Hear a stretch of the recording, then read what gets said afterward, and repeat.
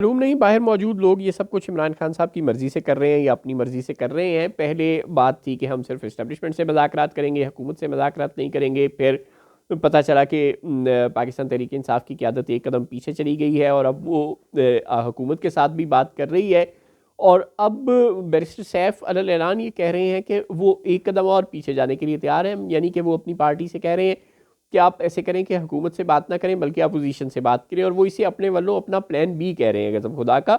यानी पहले आपने इस्टेब्लिशमेंट से बात करनी थी, फिर आप हुकूमत से बात करने पर राज़ी हो गए, जिस हुकूमत को आप नाजायज़ कहते थे, बल्कि आप कहते थे कि ये हुकूमत ही नहीं है, ये कब्ज़ा ग्रुप है, आप उससे बात करने पर तैयार हो गए। और अब जब आपको वहाँ से भी घास नहीं कोई डाल रहा, तो अब आप कह रहे हैं कि चलो अपोजिशन से बात करते हैं। ओ भाई, कौन सी अपोजिशन? मौलाना फजल रहमान और आपके माजी के ताल्लुकात अच्छे नहीं हैं, और 26वीं आईनी तरमीम के मौका पर आपने बार बार उन्हें एंगेज करने की कोशिश की और आपको कोई ज़्यादा कामयाबी ना मिली।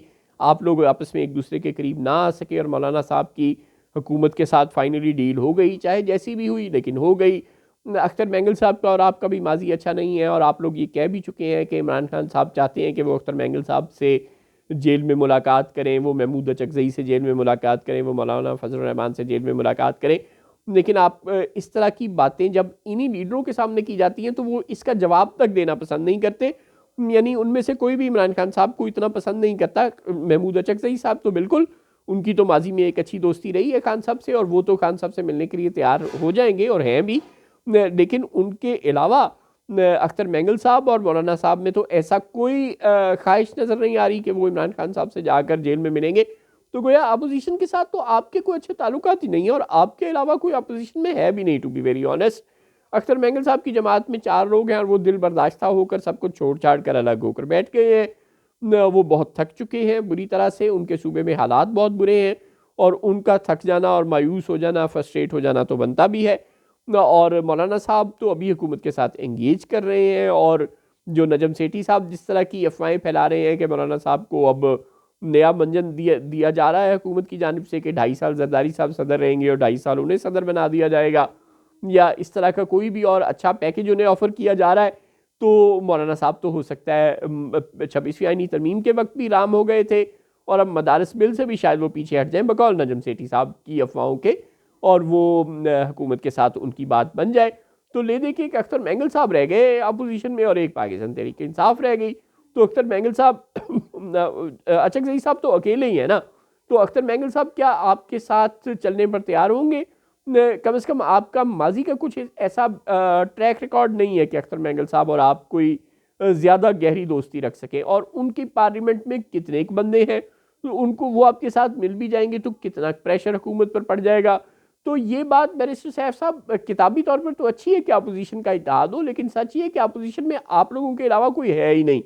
तो फिर कौन सी अपोजिशन से इत्तेहाद? ये वो ज़माना नहीं है जब इस्टेब्लिशमेंट को अपोजिशन की सपोर्ट हासिल थी, लिहाजा इस्टेब्लिशमेंट ने 13 जमातें जोड़कर पीडीएम बना दी। इस तरह का अपोजिशन इत्तेहाद हमेशा पाकिस्तान में इस्टेब्लिशमेंट की मदद से बना करता है, और इस वक्त इस्टेब्लिशमेंट अपोजिशन के नहीं हुकूमत के पीछे खड़ी है। लिहाजा इस वक्त अपोजिशन में कोई और जमात आने पर तैयार नहीं होगी। माजी में जब आपकी हुकूमत थी और आपके खिलाफ पीडीएम का इत्तेहाद बना था, तो उस वक्त एमक्यूएम, काफ लीग और इस तरह की दीगर जमातें जो कि हमेशा से इस्टेब्लिशमेंट की गोद में बैठी होती हैं, वो उन्होंने इस्टेब्लिशमेंट के हुक्म पर नून लीग और पीपल्स पार्टी के साथ मिलकर एक इत्तेहाद बना लिया था। लेकिन अब तो नून लीग, पीपल्स पार्टी, एमक्यूएम, जो तीनों बड़ी जमातें हैं पार्लियामेंट में, वो हुकूमत में शामिल हैं और उनकी पुष्ट पर इस्टेब्लिशमेंट खड़ी है। लिहाजा अब कोई अपोजिशन इत्तेहाद नाम की चीज़ ही मौजूद नहीं है। लिहाजा आप बैरिस्टर सैफ साहब अपनी, जो आपकी माजी में भी रावलपिंडी से अच्छे ताल्लुकात रहे हैं, तो आप उन ताल्लुकात के मुताबिक अपने दोस्तों के साथ वफा निभाते हुए शायद पीटीआई को मज़ीद डिट्रैक्ट करने की कोशिश कर रहे हैं, उनको ये समझाने की कोशिश कर रहे हैं कि वो मज़ीद लंबा रास्ता इख्तियार कर लें, और इसके अलावा कम से कम आपकी इस तजवीज़ के पल्ले कुछ है नहीं।